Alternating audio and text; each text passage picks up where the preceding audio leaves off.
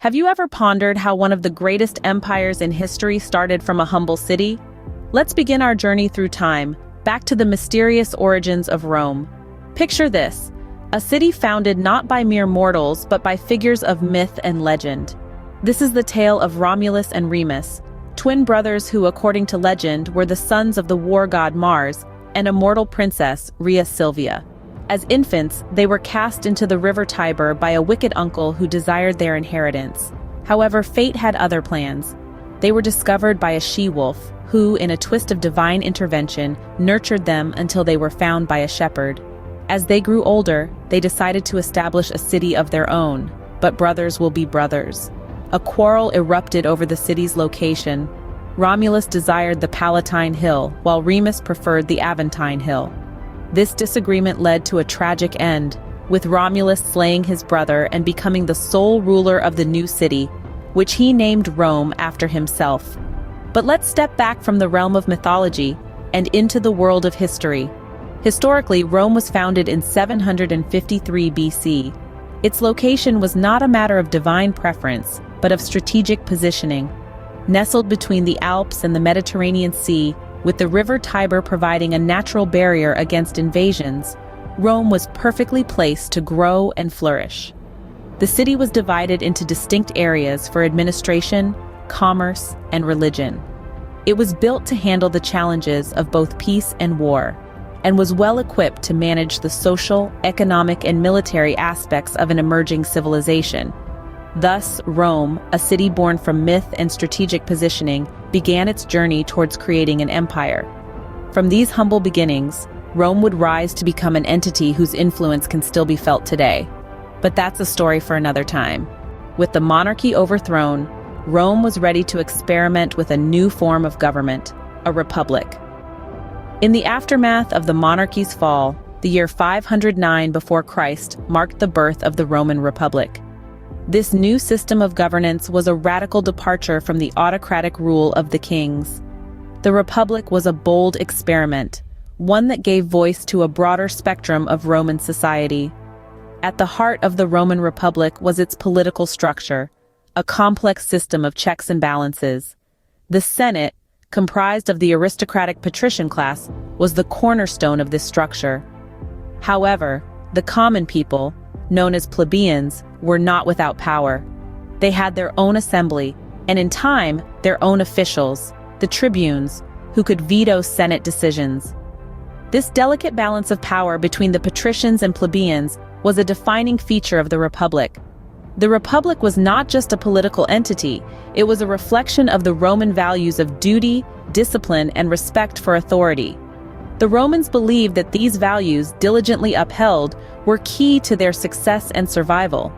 However, the Republic was not without its challenges. The conflict of the orders, a social-political struggle between the patricians and plebeians, persisted for over 2 centuries. Yet, it was through this conflict that the plebeians gradually gained political equality, shaping the Republic into a more representative system. On the world stage, the Republic demonstrated its military prowess in the Punic Wars. These epic battles against Carthage, a powerful rival in North Africa, not only showcased Rome's strategic genius, but also its relentless ambition. The victory in these wars expanded Rome's territories and influence, making it a formidable power in the Mediterranean. The Republic era, marked by internal conflicts and external conquests, set the stage for Rome's transformation into an empire. The Republic had its share of trials and triumphs, but its legacy was undeniable. It provided the foundations for Rome's next great chapter, the rise of the Roman Empire. How does a republic become an empire? For Rome, it was a mix of ambition, power, and a sprinkle of chaos. Our tale takes us to the heart of the Roman Republic, where we find a man named Julius Caesar. A military genius, Caesar was a man of ambition and charm, who held an unyielding grip on power.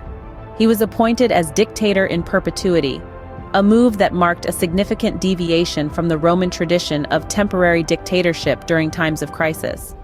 But as Caesar's popularity soared among the masses, it bred discontent and fear among the Senate.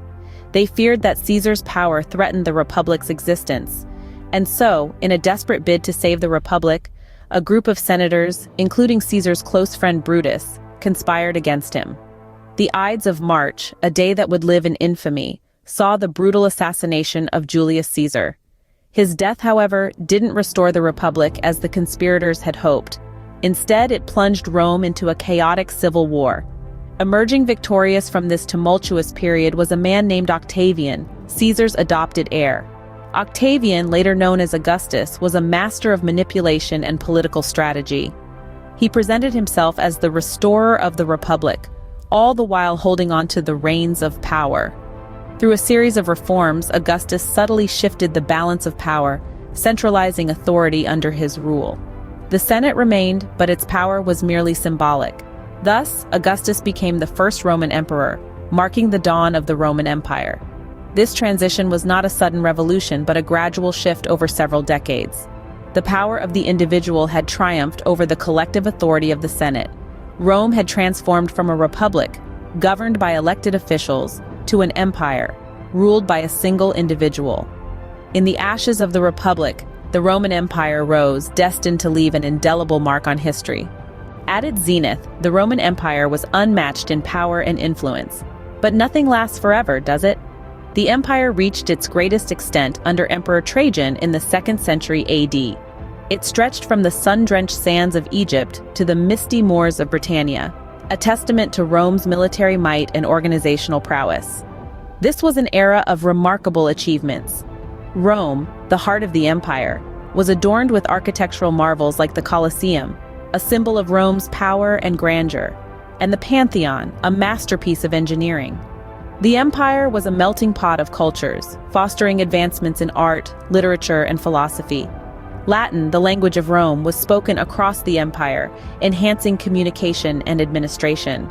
However, Rome was not destined to rule forever. By the 3rd century AD, the empire began to show signs of strain.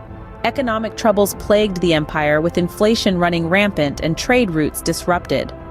The military, once Rome's pride, was stretched thin across vast frontiers, often more focused on internal power struggles than defending against external threats. Amidst these challenges, a new religion was quietly spreading.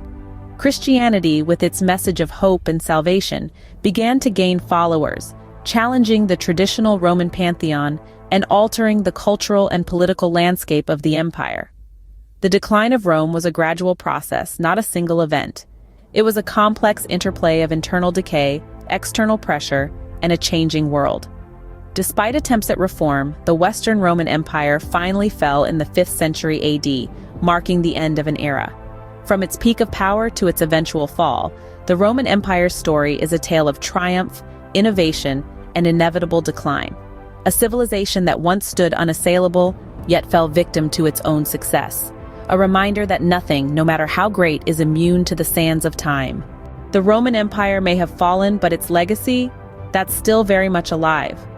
Rome, this ancient civilization, has left an indelible mark on the world, a mark that has shaped the very fabric of our modern society. Let's start with law. The Roman legal system was a marvel, a complex structure that served as the foundation for many contemporary legal systems.